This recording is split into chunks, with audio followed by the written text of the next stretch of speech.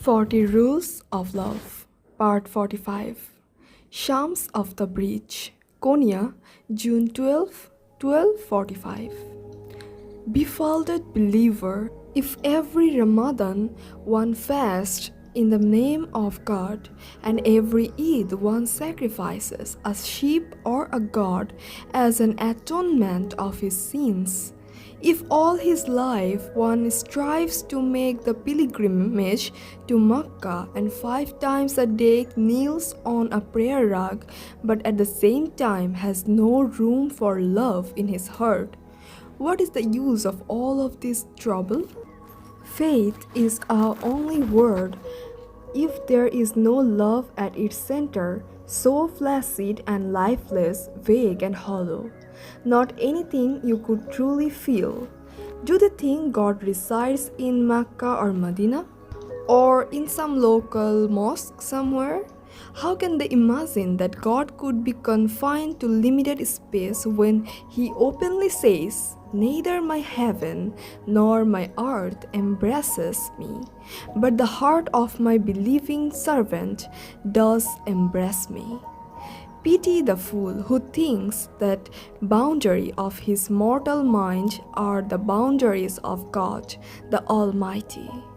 Pity the ignorant who assume they can negotiate and settle debts with God. Do such people think God is a grocer who attempts to weigh our virtues and our wrongdoings on two separate scales? Is he a clerk meticulously writing down our sins on his accounting book so as to make us pay him back someday? Is this their notion of oneness? Neither a grocer nor a clerk. My God is a magnificent God, a living God. Why would I want a dead God? Alive He is. His name is Al-Haya, the ever-living. Why would I wallow in endless fear and anxieties, always restricted by prohibition and limitation? Infinitely compassionate He is. The name is Al-Wadud. All praiseworthy He is. I praise Him with all my words and deeds, as naturally and effortlessly as I breathe. The name is Al-Hamid. How can I ever spread gossip and slander if I know deep down in my heart that God hears and sees it all? His name is Al-Basir, beautiful beyond all dreams and hopes. Al-Jamal, Al-Qayyum, Al-Rahman, Al-Rahim. Through famine and flood, dry and artist, I will sing and dance for Him till my knees buckle, my body collapses and my heart stops pounding. I will smash my nerves to smithereens until I am no more than a particle of nothingness. The wayfarer of pure emptiness, the dust of the dust in His great architecture.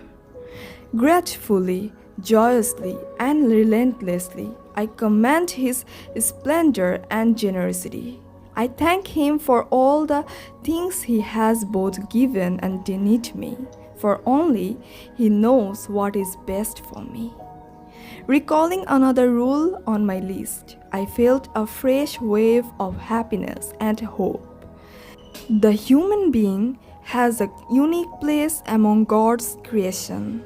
I breathe into him of my spirit, God says. Each and every one of us, without expecting, is designed to be God's delegate on earth. Ask yourself, just how often do you behave like a delegate? If you ever do so, remember, it falls upon each of us to discover the divine spirit inside and live by it. Instead of losing themselves in the love of God and waging a war against their ego, religious zealots fight other people, generating wave after wave of fear, looking at the whole universe with fear-tinted eyes. It is no wonder that they see a plethora of things to be afraid of. Wherever there is an earthquake, drought, or any other calamity, they take it as a sign of divine wrath, as if God does not openly say, "My compassions outweighs my wrath," always resentful of somebody for this or that. They seem to expect God the Almighty to step in on their behalf and take their pitiful revenges. Their life is a state of uninterrupted bitterness and hostility, a discontentment so vast it follows them wherever they go, like a black cloud, darkening both their past and their future. There is such a thing in faith as not being able to see the forest for the trees. The totality of religion is far greater and deeper than the sum of the components part. Individual rules need to be read in the light of the whole, and the whole is concealed in the essence. Instead of searching for the essence of the Quran and embracing it as a whole, however, the bigots single out a specific verse or two, giving priority to the divine commands that they deem to be in tune with their faithful minds. They keep reminding everyone that on the day of judgment, all human beings will be forced to walk the bridge of Sirat, thinner than a hair, sharper than a razor. Unable to cross the bridge, the sinful will tumble into the pits of hell underneath, where they will suffer forever. Those who have led a virtuous life will make it to the other end of the bridge, where they will be rewarded with exotic fruits, sweet waters, and virgins. This, in a nutshell, is their notion of afterlife.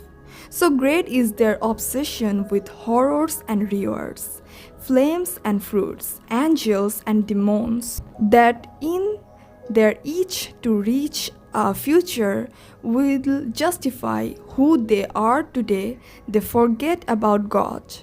Don't they know one of the 40 rules? Hell is in the here and now, so is heaven. Quit worrying about hell or dreaming about heaven, as they are both present inside this very moment. Every time we fall in love, we ascend to heaven.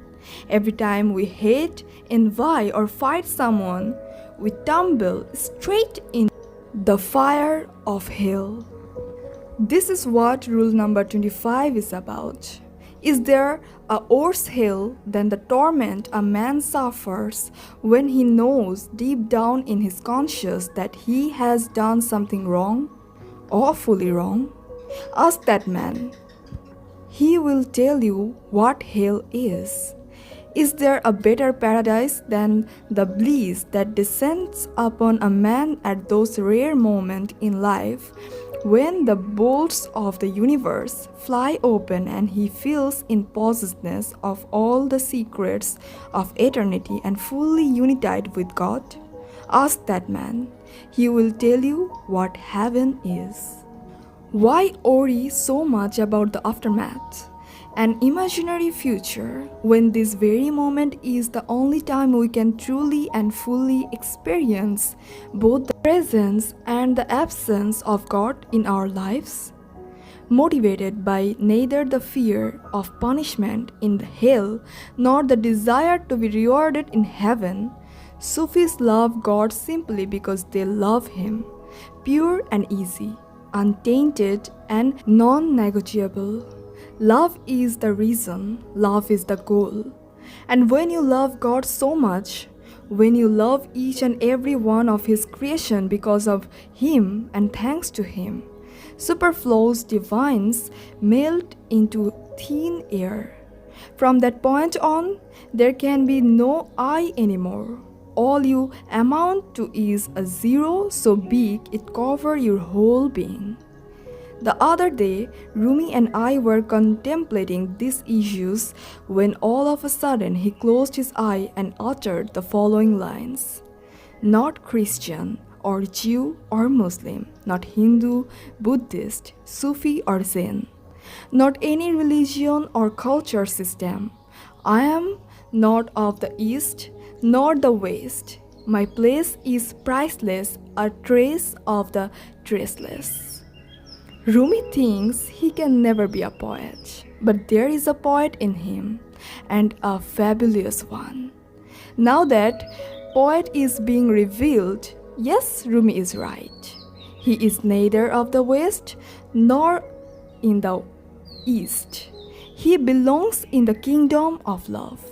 He belongs to the beloved.